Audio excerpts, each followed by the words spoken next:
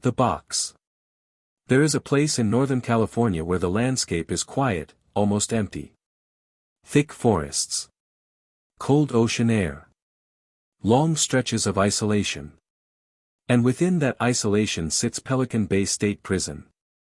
From the outside, it does not immediately reveal what it is known for. There are no visible signs of what happens deep inside its most controlled units. No indication of the environment that has made it one of the most discussed prisons in the United States. Because the defining feature of Pelican Bay is not what you see from the outside. It is what exists inside. The Security Housing Unit. Often referred to as the SHU. A place built around a single concept. Isolation. According to publicly available information and reports, Pelican Bay's SHU was designed to hold individuals in conditions of extreme separation. Not temporary separation, but long-term confinement where interaction is limited and movement is tightly controlled. Here, the structure is different from most prisons. Cells are small. Movement is minimal. Contact is restricted. And time is spent alone. For many individuals, this means spending the majority of the day inside a single concrete cell. The design is intentional. Solid walls, limited external view, and an environment that reduces interaction with others. This is not accidental. It is the system. Because at Pelican Bay, control is not only about where people are held. It is about how they are separated. The SHU was created as a response to concerns about safety and organization within the prison system. According to reports, it was intended to house individuals considered high risk, individuals whose presence in the general population could create instability. But the method used to achieve that control was different. Instead of increasing supervision within shared spaces, the system reduced interaction altogether. Separation became the strategy. And over time, that strategy defined the experience of the SHU. Daily life inside this unit follows a strict structure. Meals are delivered directly to the cell. Movement outside the cell is limited and scheduled. Recreation, when allowed, takes place in enclosed spaces designed to prevent contact. Even communication is restricted. Conversations, if they occur, are often indirect. Voices carried through walls. Limited visual contact. Interaction reduced to fragments. This creates an environment where the individual is largely alone. Not completely cut off from the system, but separated from others within it. And over time, that separation becomes the defining feature of daily life. According to publicly available reports, some individuals have spent years, even decades, within these conditions. Not moving through different parts of the prison, but remaining within the same type of environment. The same cell. The same routine. The same level of isolation. And within that, time continues. But time in isolation does not feel the same. Because without regular interaction, without variation in environment, the markers that usually define time begin to fade. Days become similar. Weeks blend together. Months pass without clear distinction. This is one of the first realities of the SHU. That time does not disappear. But it changes. The physical environment reinforces this experience. Cells are designed for containment. Concrete walls. Minimal furnishings. Limited access to natural light. The purpose is not comfort. It is control. And within that controlled space, movement is reduced to what is necessary. Standing. Sitting. Walking a few steps within the same area. The outside world becomes distant. Not completely removed. But no longer part of daily life. Instead, the environment becomes internal. Defined by the boundaries of the cell.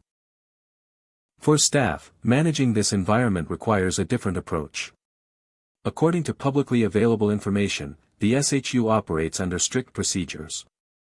Movement is controlled individually. Interactions are structured. Security is maintained through separation rather than shared supervision. This creates a system where order is achieved through isolation. Not by organizing groups, but by limiting contact. And within that system, consistency is essential. Schedules must be followed. Procedures must be maintained. The structure must remain intact. Because any disruption to that structure can affect the stability of the unit. But even within this controlled environment, the human experience remains. Because isolation is not only a physical condition.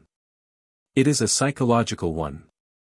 The absence of interaction affects how individuals think, how they feel, and how they experience time. According to research and public reports, long-term isolation can influence perception, mood, and cognitive processes. The lack of external stimulation, combined with limited social contact, creates a unique environment for the mind. An environment where thoughts become more prominent. Where internal experiences replace external ones. And where the passage of time is felt differently.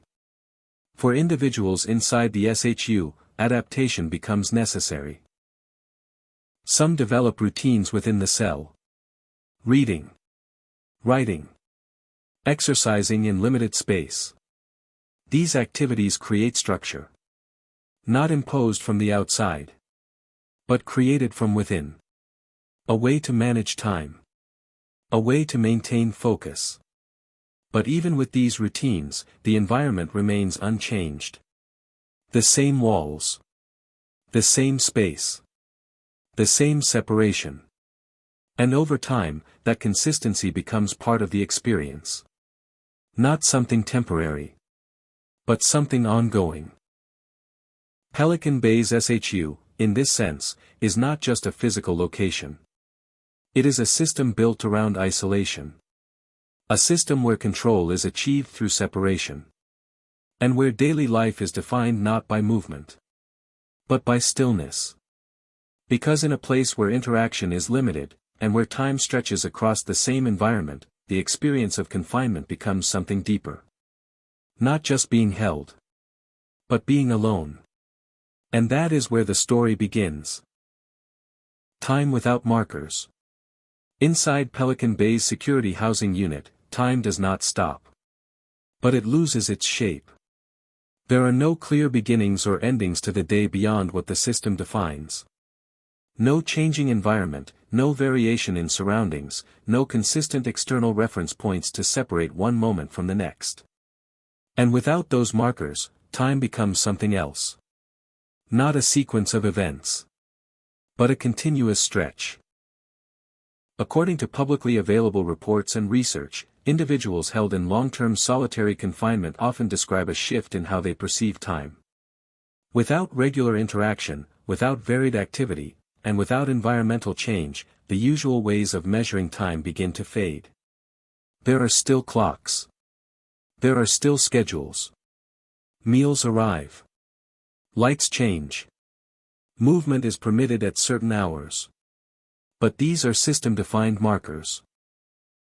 They do not always create a sense of progression. Because when every day follows the same pattern, the distinction between them becomes less clear. Morning feels like yesterday. Afternoon feels like last week. Night feels like an extension of everything that came before. And over time, that repetition changes how time is experienced. Inside the SHU, the day begins in the same place it ended. The cell. A space that does not change from one day to the next.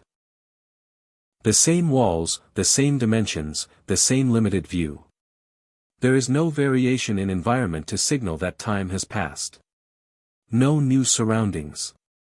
No different setting. No shift in space. Only the continuation of the same. For individuals inside, this creates a unique challenge. Because without external change, the mind must find other ways to track time. Some rely on routine. Creating a structured sequence within the day. Reading at certain hours.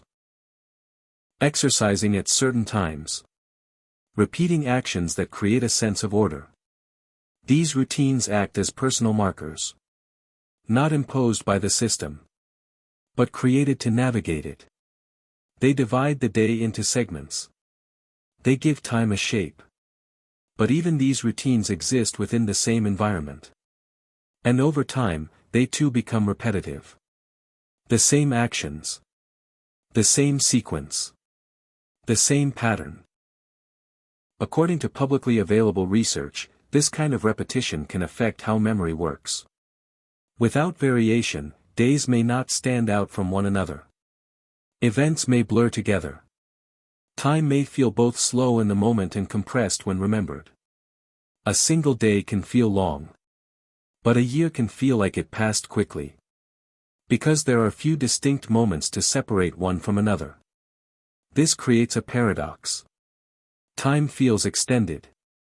But also condensed. For some individuals, this leads to a narrowing of focus. Instead of thinking in terms of weeks or months, attention shifts to smaller units. The next hour. The next activity. The next moment.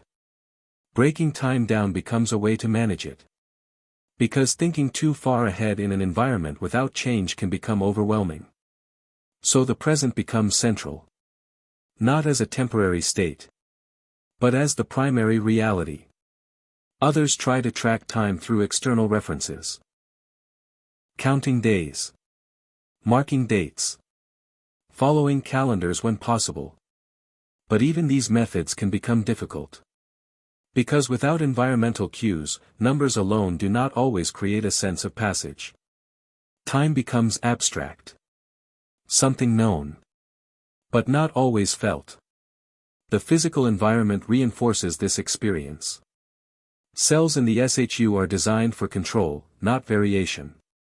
Concrete walls. Limited natural light. Minimal visual change. There is no horizon to watch. No distance to measure. No movement of surroundings to signal that time is passing. Everything remains still. And within that stillness, time continues. For staff, time operates differently. Shifts begin and end. Schedules are followed. Days are defined by work. But even within this structure, the environment remains consistent. The same corridors. The same units. The same procedures. This creates a shared continuity, though experienced differently. For staff, time is structured by responsibility. For inmates, time is structured by confinement. And within that difference, the system continues to operate. But the most significant impact of time without markers is psychological. Because human perception of time is closely tied to change. When environments shift, when events occur, when interaction happens, time is easier to track. Without those elements, perception changes. Moments stretch. Days blend. The sense of progression becomes unclear. According to publicly available studies, this can affect concentration, memory, and emotional state. The mind, without external input, turns inward. Thoughts become more prominent. Internal experiences become more vivid. And without interruption, those internal processes can dominate the experience of time. This is one of the defining features of solitary confinement. Not just the absence of others, but the absence of variation. Because without variation, time becomes uniform. And when time is uniform, it becomes difficult to distinguish one part from another. This creates a continuous present. A state where each moment feels connected to the last, without clear separation. And within that state, the experience of confinement deepens. Because the system is not only controlling space. It is shaping time. Not by stopping it, but by removing the markers that usually define it. Pelican Bay's SHU, in this sense, is not just a place of isolation. It is a place where time itself is altered. Where days exist, but do not always feel distinct. Where years pass, but may not feel different from one another. And where the experience of time becomes part of the confinement. Because when time loses its shape, it becomes harder to navigate. Harder to measure. Harder to understand. And within that, the reality of isolation becomes even more profound. Not just being alone in space, but being alone in time. The silence. At Pelican Bay's security housing unit, silence is not just the absence of sound. It is part of the system. Not absolute silence, there are still noises. Doors opening and closing. Footsteps in the corridor. Distant voices carried through walls. The controlled sounds of a facility operating on strict procedures. But beneath those sounds, there is something else. A constant quiet. A lack of sustained human interaction that creates a different kind of environment. One where conversation is limited, where connection is reduced, and where communication becomes fragmented. Because in the SHU, people are separated. Not just physically, but socially. According to publicly available information and reports, individuals in long-term solitary confinement have little direct contact with others. Interaction is restricted by design. Conversations are not part of daily routine. Social exchange, as it exists in other environments, is largely absent. And over time, that absence becomes noticeable. Not immediately. At first, the environment may simply feel controlled. Structured. Limited. But as days turn into weeks, and weeks into months, the lack of interaction begins to take on a different meaning. It becomes a presence of its own. Because humans are not only influenced by what is around them. They are influenced by what is missing. And in the SHU, what is missing is consistent human connection. There are moments of sound. A voice from another cell. A response from down the tier. A brief exchange that travels through barriers. But these moments are not the same as direct interaction.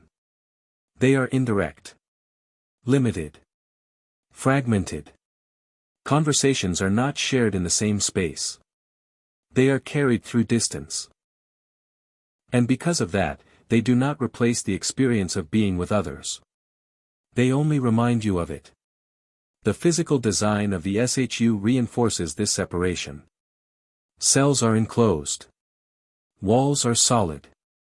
Visibility is limited. There are no shared spaces for gathering. No areas where individuals interact freely. Everything is structured to maintain distance. And within that distance, silence becomes the default. Not complete silence, but a controlled quiet that fills the gaps between limited sounds. For some individuals, this silence becomes something to manage. They create ways to introduce sound into their environment. Reading aloud. Speaking to themselves. Finding small ways to break the quiet. Because prolonged silence can feel heavy. Not because it is loud, but because it is constant. For others, silence becomes something else. A background condition.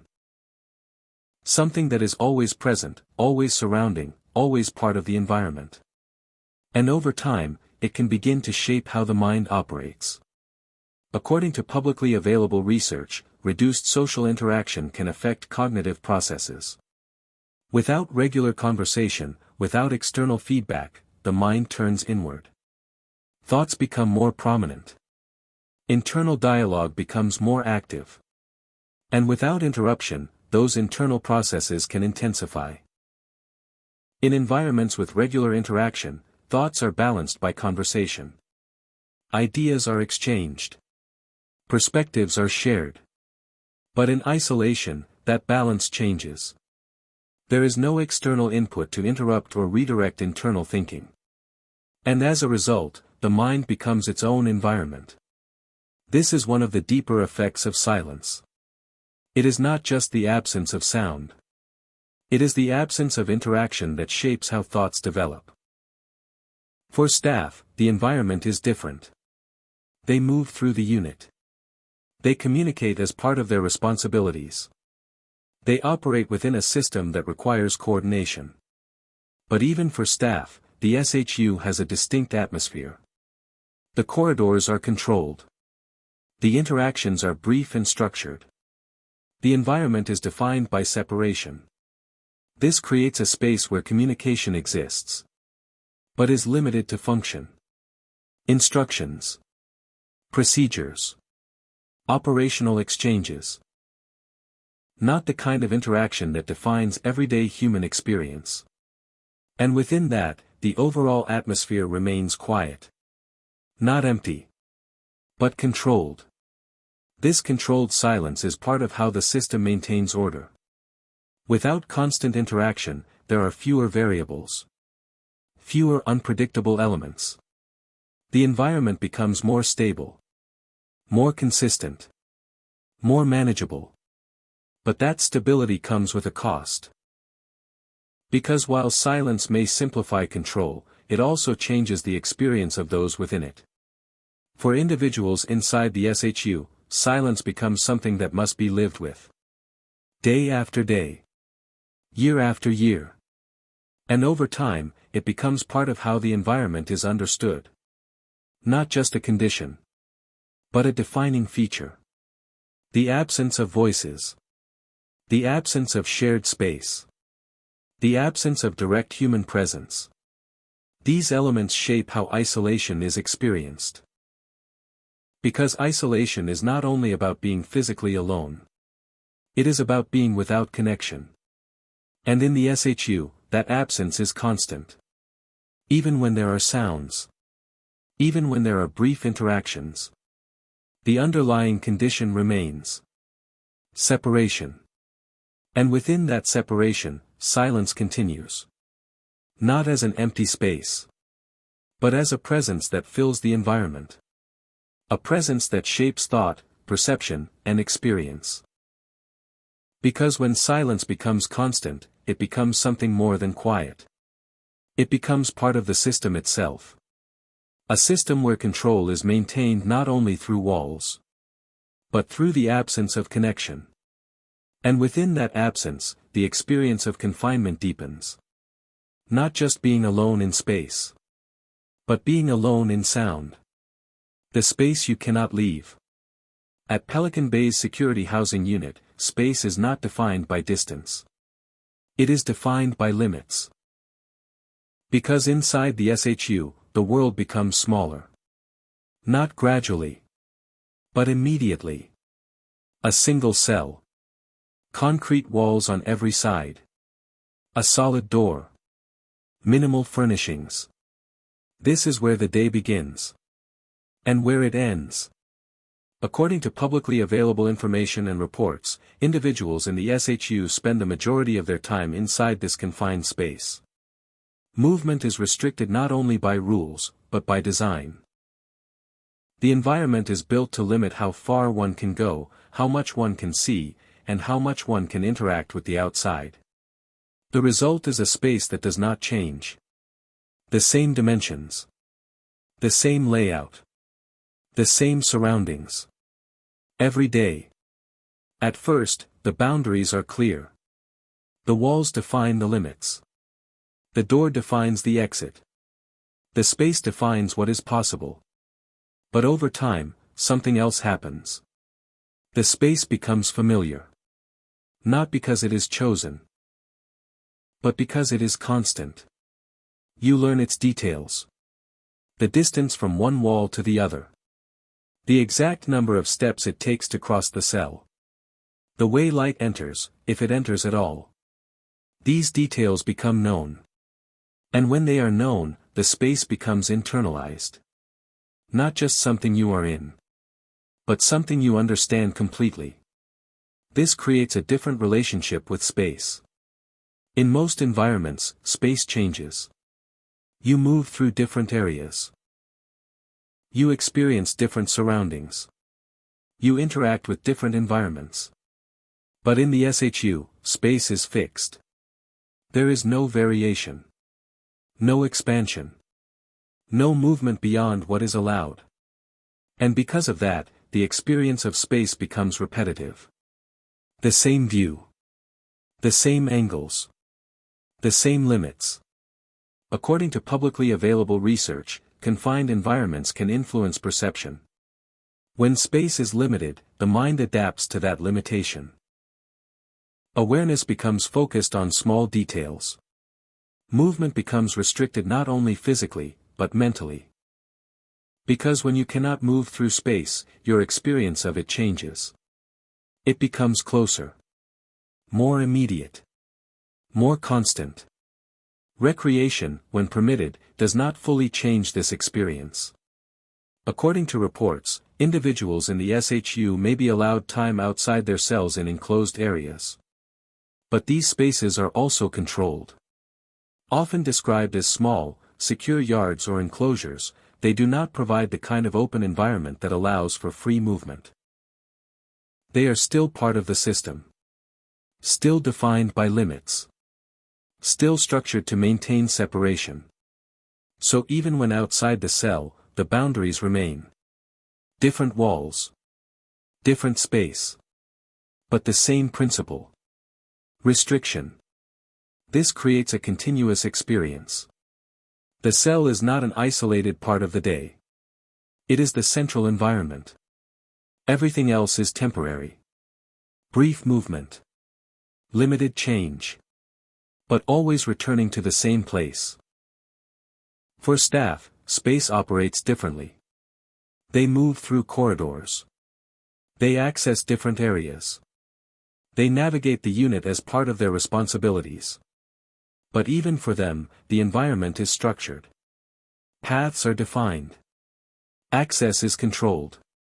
Movement follows procedure. The SHU is not designed for free movement, for anyone. It is designed for control. And that control is built into the space itself. Walls are not only barriers. They are tools. They define where individuals can be. Where they cannot go. What they can see. And over time, these boundaries become more than physical. They become psychological. Because when space is consistently limited, it shapes how individuals think about movement. What is possible? What is not? And this influences behavior.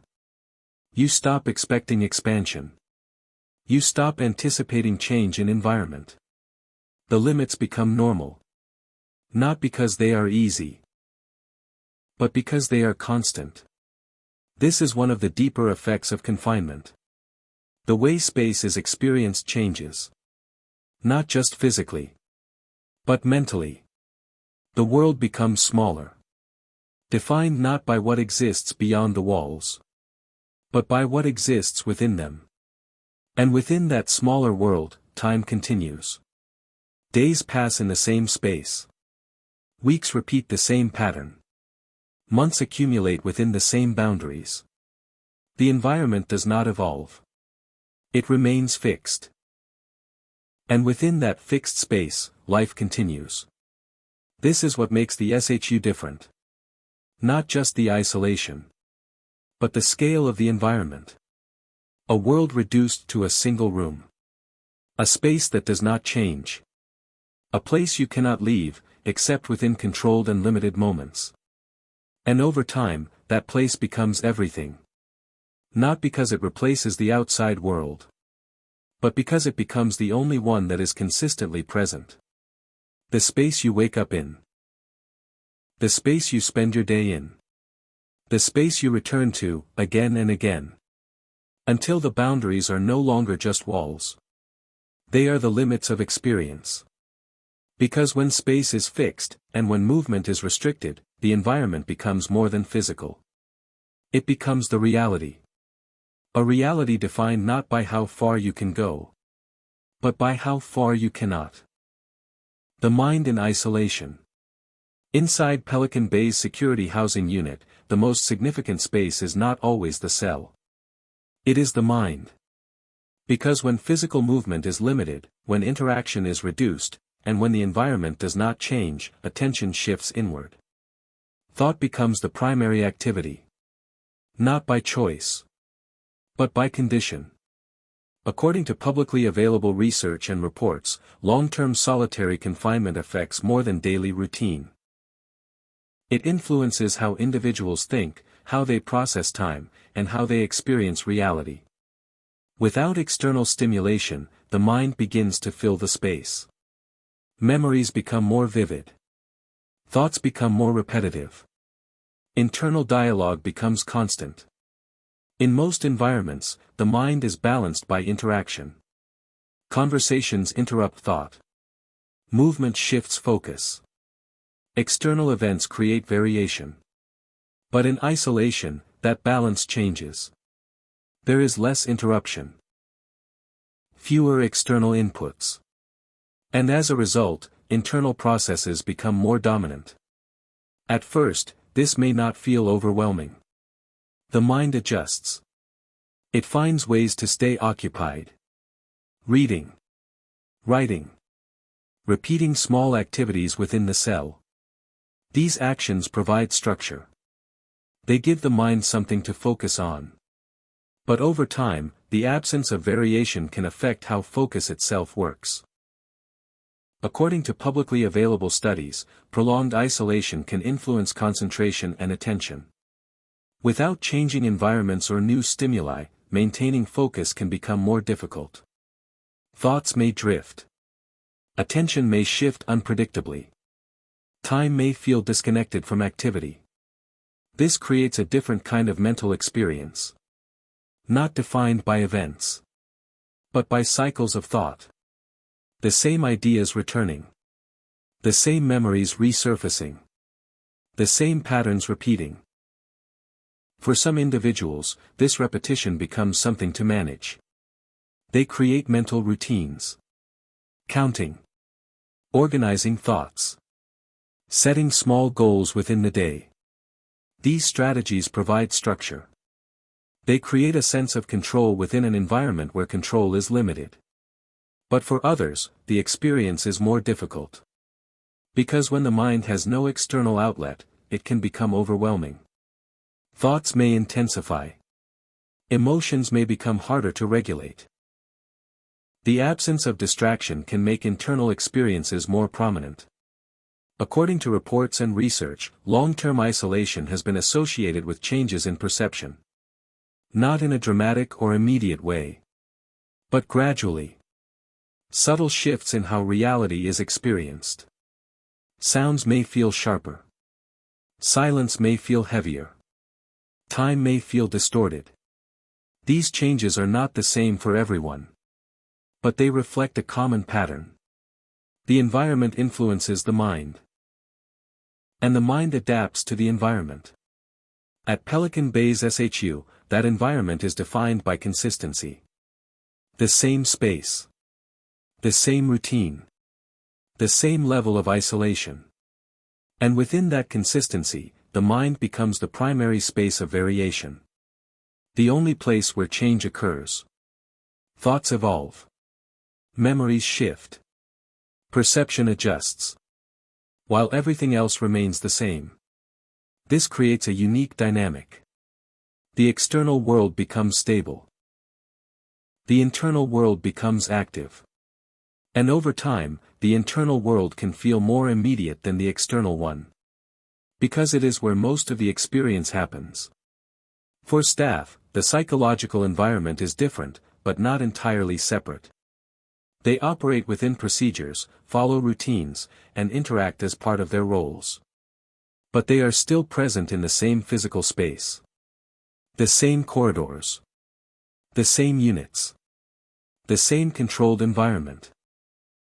According to publicly available information, working in highly controlled environments requires focus and consistency. Maintaining awareness, following protocols, and managing responsibilities over time creates its own form of mental structure. But unlike inmates, staff have movement. They leave the unit. They return to different environments. They experience variation.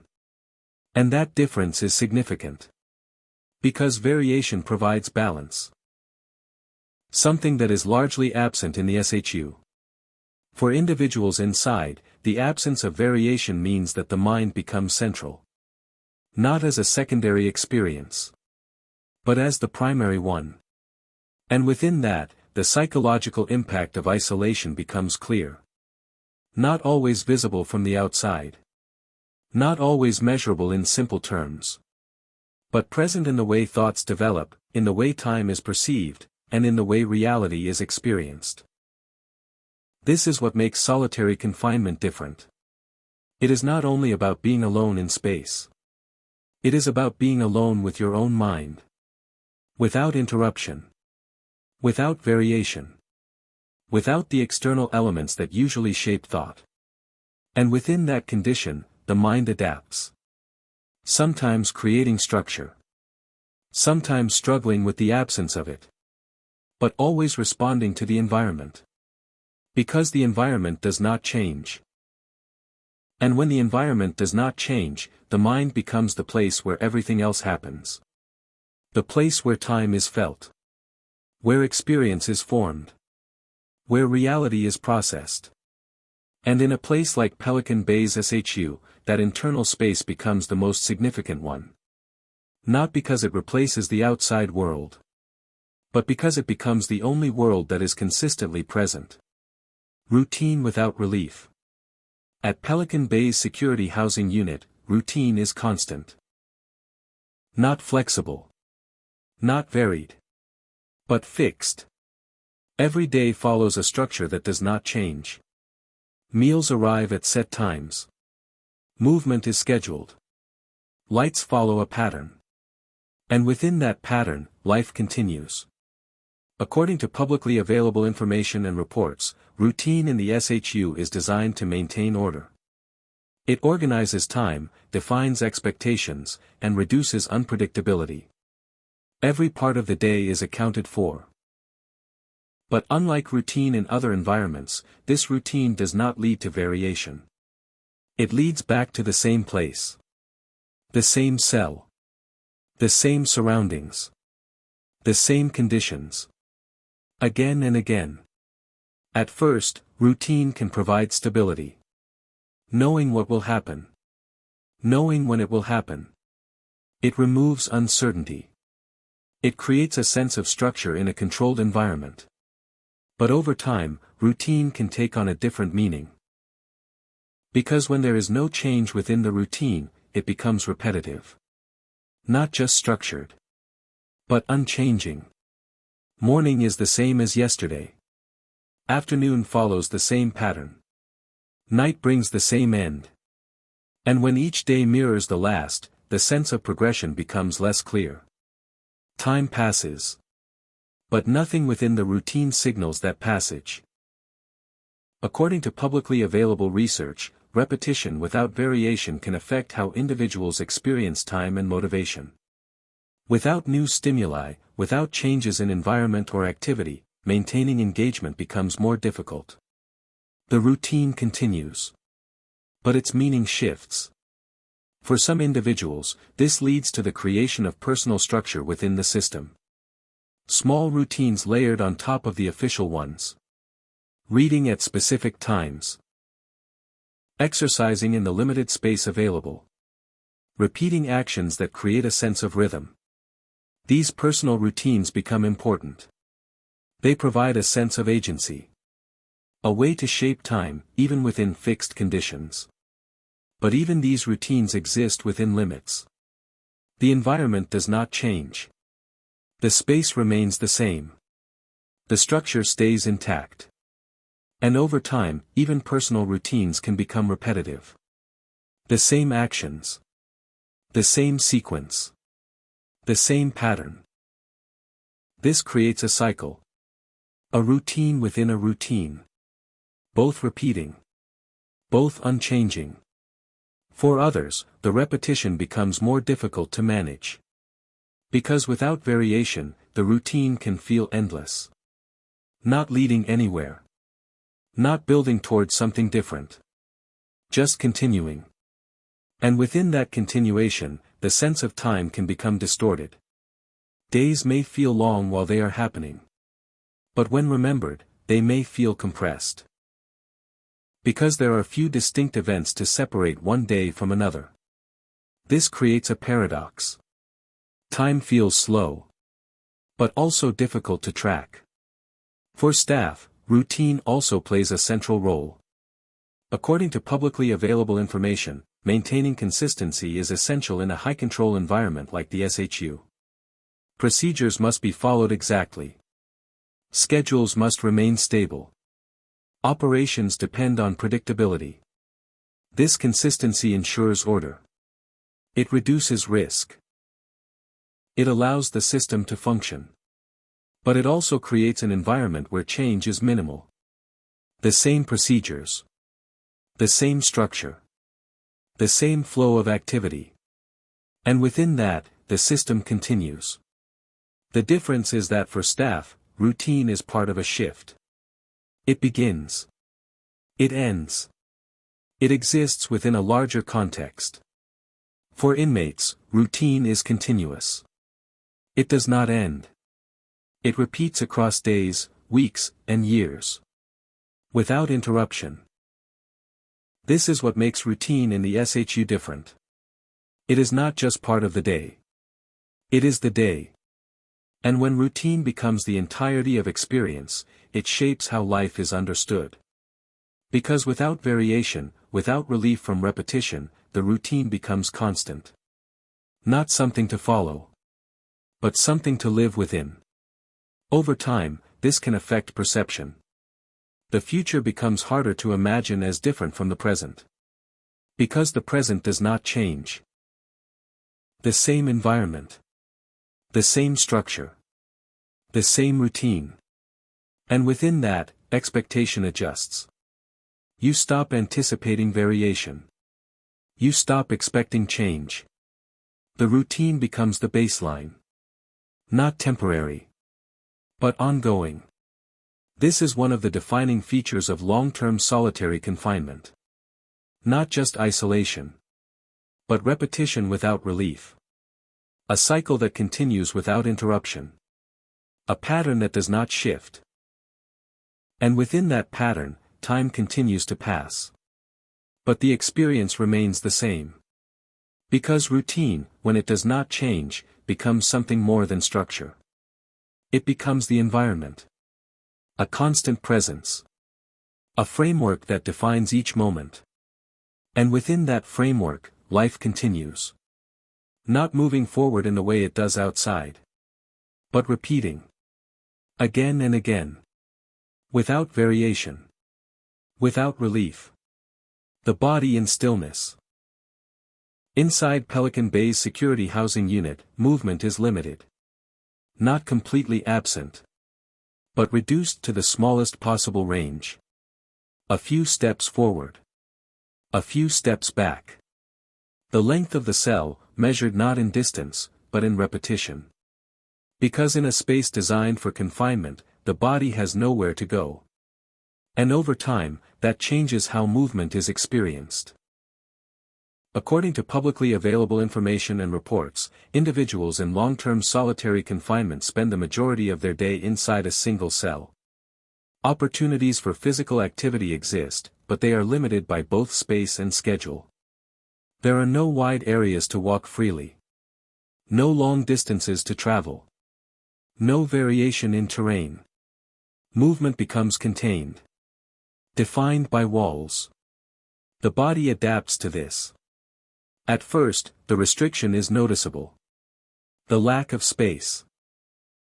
The inability to move beyond a few steps. But over time, that restriction becomes familiar. Not comfortable. But expected. The body adjusts its patterns. Steps become shorter. Movements become repetitive. Activity becomes confined to what is possible within the space. Some individuals create routines to maintain physical activity. Exercising in place. Repeating movements.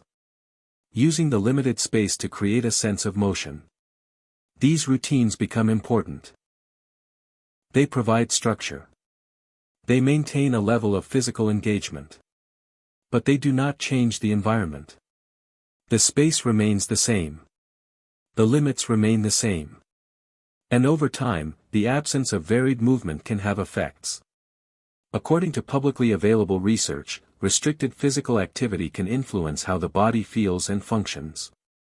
Without regular variation in movement, muscles, posture, and overall physical condition can be affected. But beyond physical effects, there is also a psychological dimension. Because movement is not only about the body. It is about experience. In most environments, movement connects space and time. Walking from one place to another creates a sense of progression. Changing surroundings provides variation. But in the SHU, movement does not lead anywhere new. It returns to the same point. Again and again. This creates a different relationship with motion. Movement becomes repetitive. Not exploratory. But contained. And because of that, the sense of space does not expand.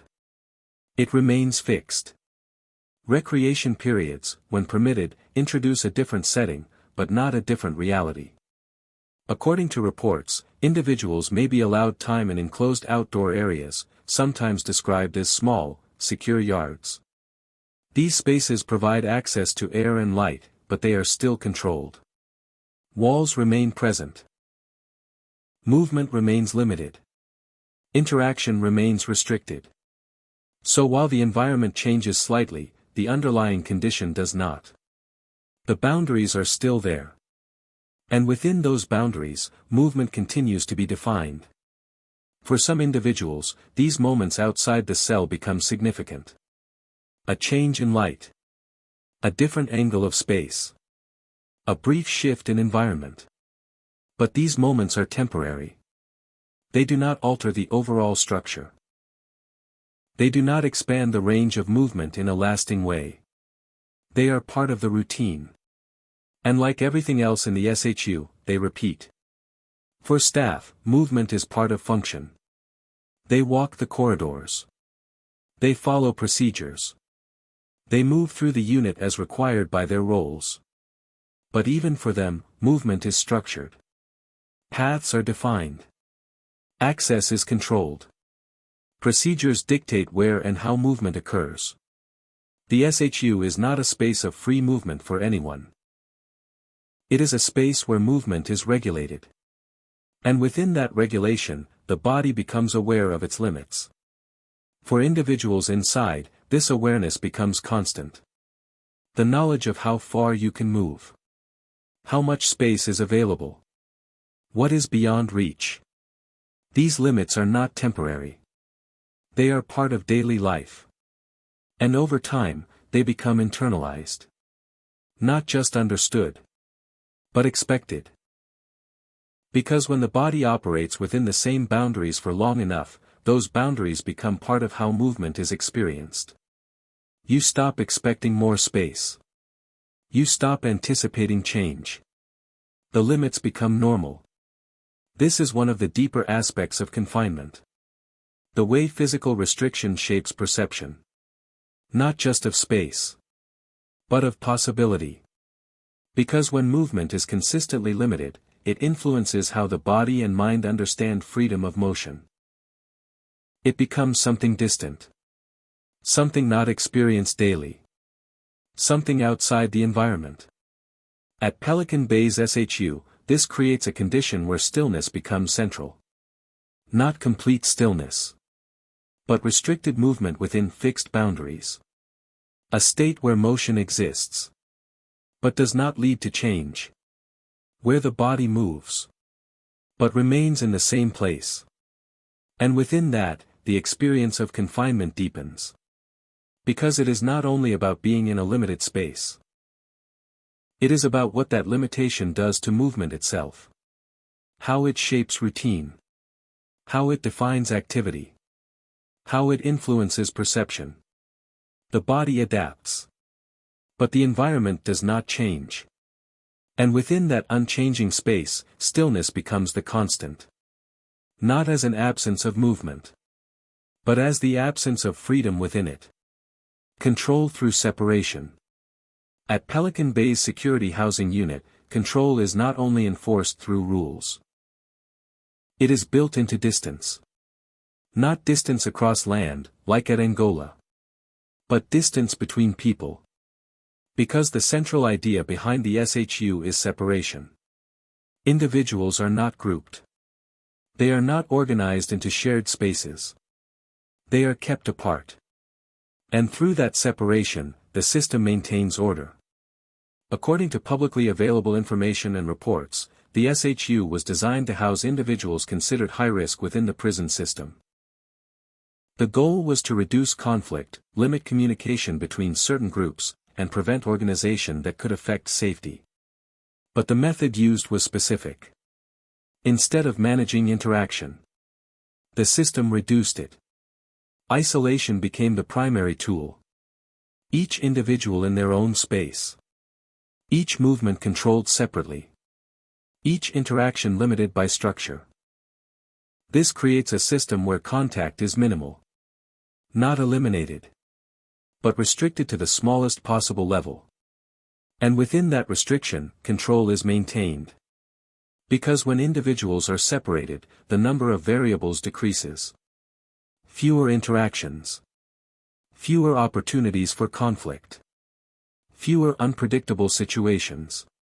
The environment becomes more stable. More controlled. More consistent. But that consistency is achieved through distance. Not just physical distance, but social distance. The absence of shared experience. The absence of direct communication. The absence of collective space. And over time, that absence becomes part of the environment. At Pelican Bay, separation is not temporary. For many, it is long-term. According to publicly available reports, individuals have spent extended periods in the SHU under these conditions. Not moving between different environments, but remaining within the same level of isolation. And within that time, separation becomes the defining feature of daily life. Not something that happens occasionally, but something that is always present. This changes how the system operates. Because control is no longer based on managing groups. It is based on maintaining distance. Each individual becomes a separate unit. Movement is scheduled individually. Interaction is limited. Observation is constant. And through that structure, the system maintains order. For staff, this creates a specific operational approach. According to publicly available information, procedures in the SHU are designed to minimize direct contact. Movements are coordinated carefully. Interactions follow strict protocols. The focus is on maintaining separation while ensuring safety. This requires consistency. Procedures must be followed exactly. Timing must be precise. Coordination must be maintained.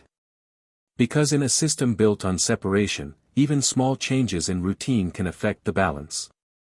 For individuals inside, separation shapes experience in a deeper way. Because human experience is not only physical. It is social. Interaction provides context.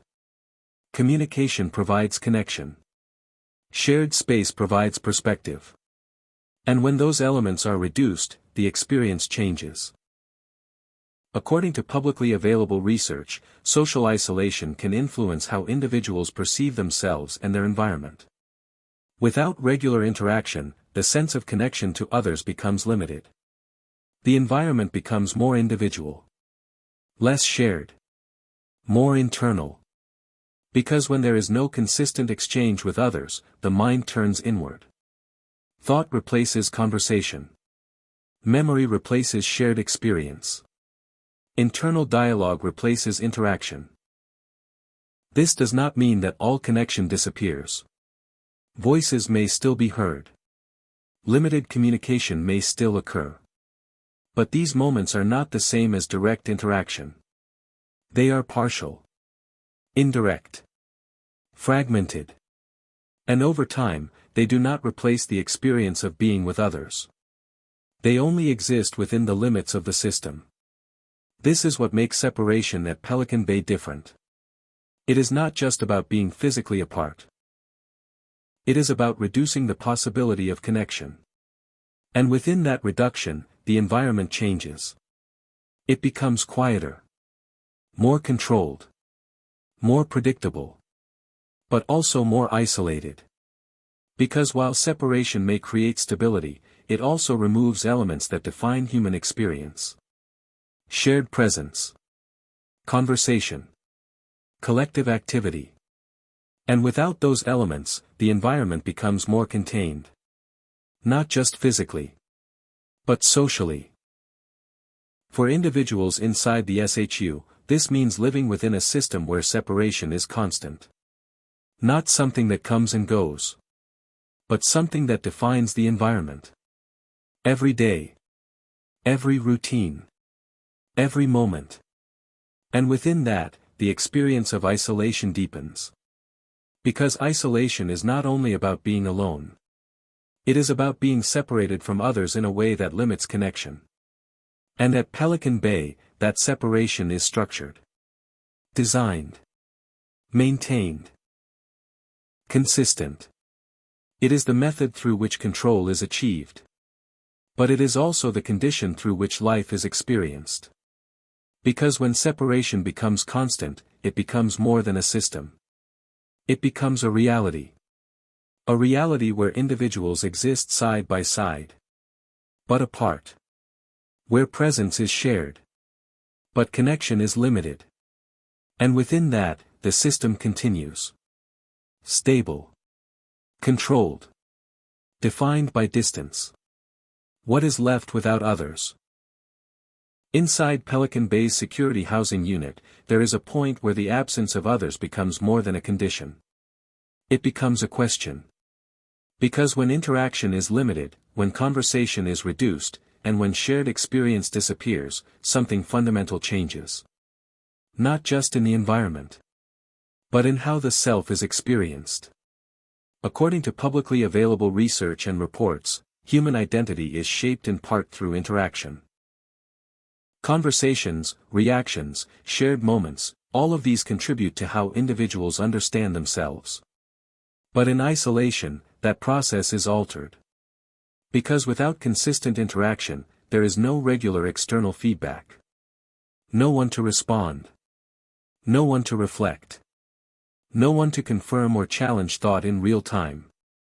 And over time, that absence begins to matter. Not immediately. At first, the environment may simply feel quiet. Controlled. Limited. But as days pass, and as the lack of interaction continues, the experience becomes more noticeable. Because what is missing is not only conversation. It is connection. And connection is not easily replaced. In the SHU, communication exists in fragments. A voice through a wall. A brief exchange at a distance. Moments that are limited by design. These interactions provide some level of contact. But they do not create sustained connection. They do not replace shared space. They do not provide the same depth of interaction that exists outside isolation. And because of that, something changes. The sense of being part of a shared environment becomes less defined. The focus shifts inward. Not by choice, but by necessity. Because when there is no one else to engage with regularly, the mind becomes the primary source of interaction. Thought replaces dialogue. Memory replaces shared experience. Internal reflection replaces external connection. For some individuals, this leads to a deep internal focus. Time is spent thinking, reflecting, revisiting past experiences, or organizing thoughts. The mind becomes active. Constant. And in some ways, it becomes the only space where variation exists. Because the external environment does not change. The same cell. The same routine. The same structure. But internally, thoughts continue to evolve. For others, the absence of connection becomes more difficult. Because humans are not only individual. They are social. Interaction provides balance. It offers perspective. It creates a sense of presence beyond the self. Without it, that balance shifts. And the absence can feel significant. According to publicly available research, prolonged social isolation can influence emotional experience. Feelings of detachment, changes in mood, and altered perception of self are all reported in studies of long-term confinement. These effects are not identical for everyone, but they reflect a common pattern. The environment shapes experience. And when the environment lacks interaction, the experience changes. At Pelican Bay's SHU, this change is constant. Because the absence of others is not temporary. It is built into the system. Every day follows the same pattern. Limited interaction. Controlled communication. Separation maintained. And within that, individuals must navigate the experience of being largely alone. Not completely isolated from the system, but separated from others within it. This creates a different kind of presence. Being physically near others, but socially distant. Knowing others are there, but not interacting with them in a meaningful way. And over time, that distance becomes part of the experience. Not just something that happens, but something that defines the environment. For staff, the presence of others is part of their role. They communicate. They coordinate. They interact within the structure of their responsibilities. But these interactions are functional. Defined by procedure. Not the kind of connection that exists outside the system. And so, even within the presence of staff, the environment remains limited in terms of human connection. This is what makes isolation at Pelican Bay different. It is not the complete absence of people. It is the absence of meaningful interaction. The absence of shared experience. The absence of connection that goes beyond function. And within that absence, the individual experience changes. Because without others, the reference points that define social existence are reduced. The sense of being part of something shared becomes less immediate. The focus becomes internal. And within that internal space, the experience of isolation becomes more profound. Not just being alone, but being without the elements that define connection. Conversation. Presence. Shared reality. And when those elements are removed, what is left is something different. A space where the individual exists within themselves. Navigating thoughts, time, and experience without the usual external balance. This is what remains when others are not part of daily life. Not emptiness, but a different kind of presence. One defined by the self. One shaped by the environment. And one that continues, day after day, within the structure of the system. Because at Pelican Bay's SHU, isolation is not only about being alone in space. It is about what is left when connection is reduced. And how that absence shapes everything that remains.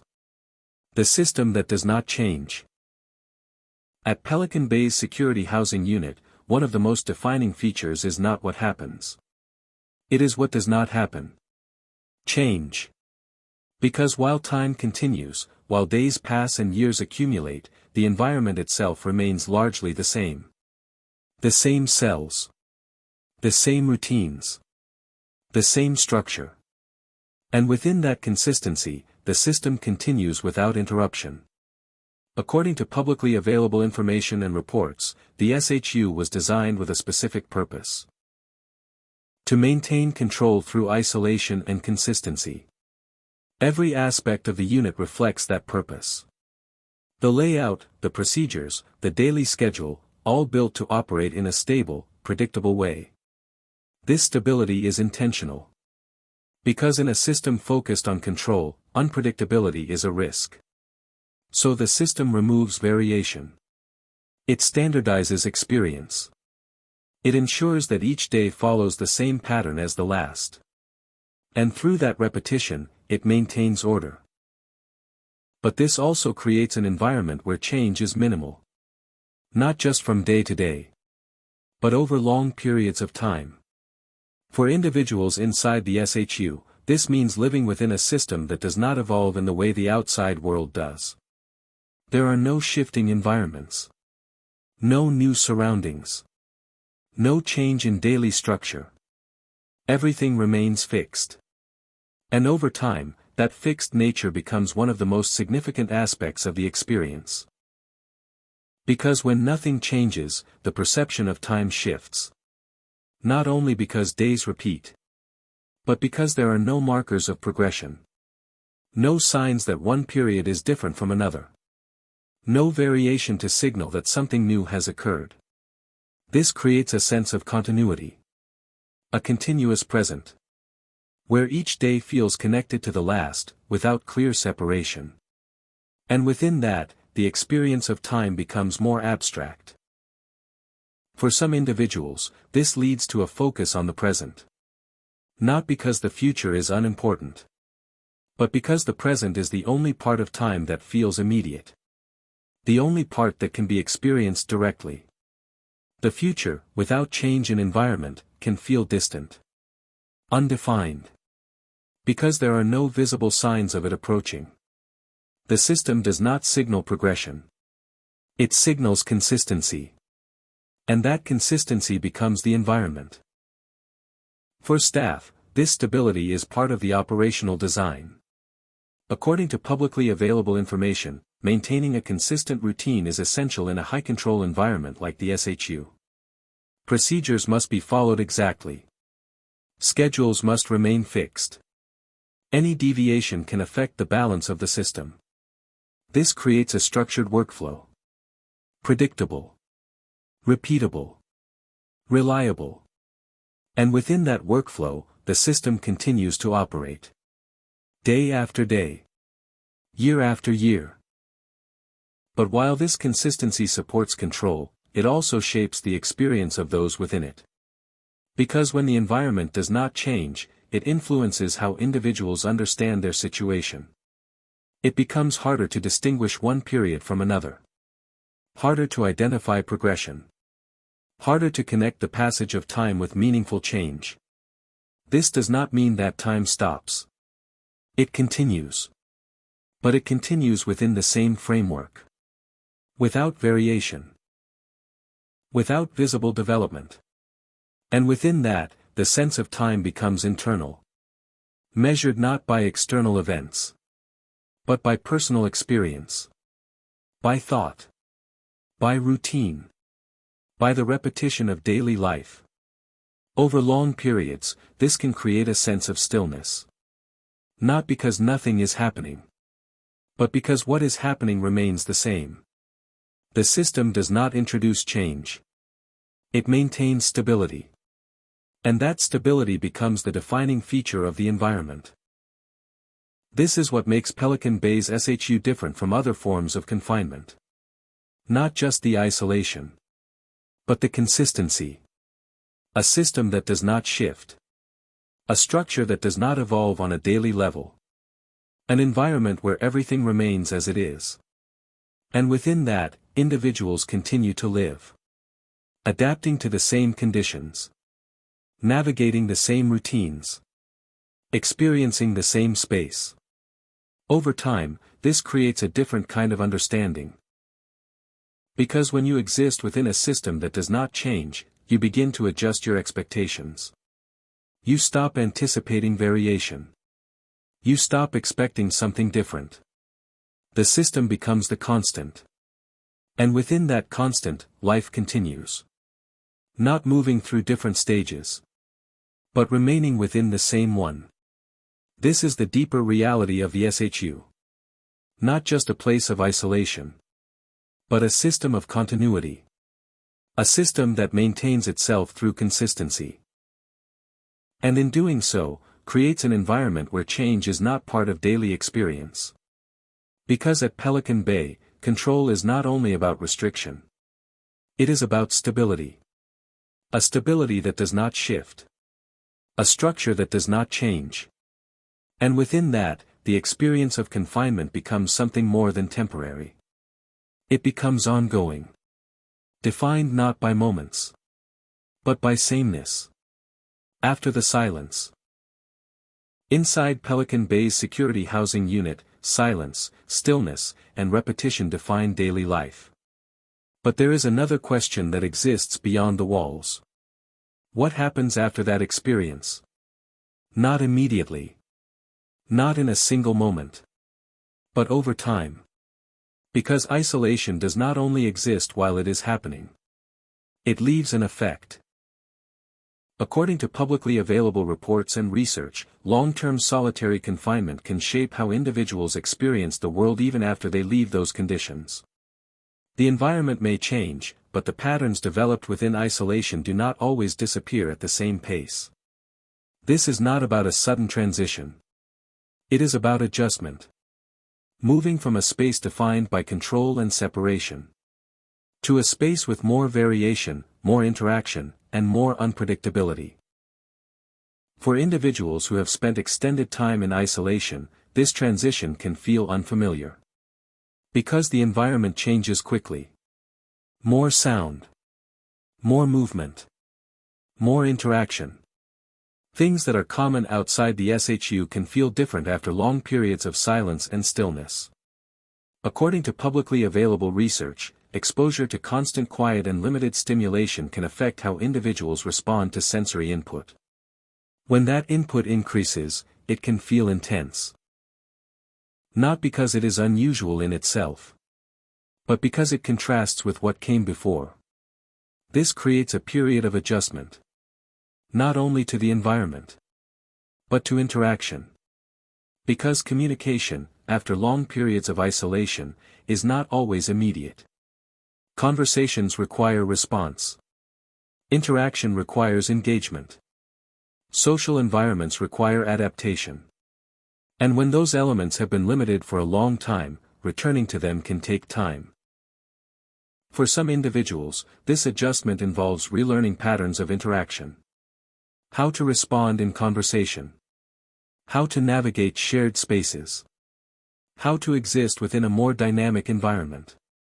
These are things that are often automatic in everyday life. But after isolation, they may feel different. Not unfamiliar. But not immediate. For others, the transition may be smoother. Because adaptation works in both directions. Just as the mind adjusts to isolation, it can adjust to increased interaction. But the process is not always uniform. It depends on the individual. On the duration of isolation. On personal coping strategies. On the conditions experienced. What remains consistent is that the experience of isolation does not simply end when the environment changes. It leaves an imprint. Not always visible. Not always immediate. But present in how time, space, and interaction are experienced. According to publicly available reports, some individuals describe a heightened awareness of sound after isolation. Noise feels sharper. Voices feel closer. The environment feels more active. This is not necessarily negative. But it is different. Because the baseline has changed. Silence has been replaced by activity. Stillness has been replaced by movement. And that shift requires adjustment. The same is true for time. In the SHU, time is repetitive and structured. Outside of it, time is more varied. Different activities. Different environments. Different experiences. And this variation can change how time is perceived. Days may feel more distinct. Moments may feel more defined. Because there are more markers. More events to separate one part of time from another. But adjusting to that variation can take time. Because after long periods of sameness, change itself becomes something to navigate. For staff, the concept of after is different.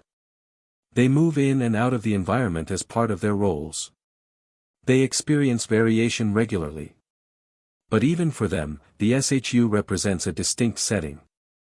A place defined by its consistency, its silence, and its structure. And leaving that environment means returning to a different pace. A different level of interaction. A different kind of space. This contrast highlights the difference between the two realities. Inside the SHU. Controlled. Repetitive. Isolated. Outside the SHU. Variable. dynamic, interactive. And moving between those realities is not just a physical change. It is a psychological one. Because environments shape experience. And when those environments change, the experience changes with them. This is what makes the concept of after important. Not as an end point, but as a continuation. A continuation of adaptation. A continuation of adjustment. Because the effects of isolation do not disappear when the environment changes. They shift. They evolve. They become part of how individuals experience what comes next. This does not mean that change is not possible. It is. Adaptation is a constant process. The same way individuals adapt to isolation, they can adapt to increased interaction. But the process takes time. Because time itself has been experienced differently. And when that experience changes, it influences everything else. At Pelican Bay, this creates a broader understanding of isolation. Not just as a condition that exists within the SHU. But as an experience that extends beyond it. An experience that affects how individuals perceive sound, space, time, and connection. Both during isolation. And after it. Because isolation is not only about being alone.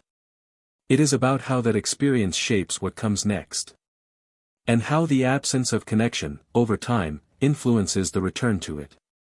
This is the part of the story that exists beyond the walls. Not visible in the structure. Not defined by the system. But present in the experience of those who have lived within it. The experience of silence. And what remains after it ends. This documentary is based on publicly available information and real-world accounts. Some details may be simplified for clarity.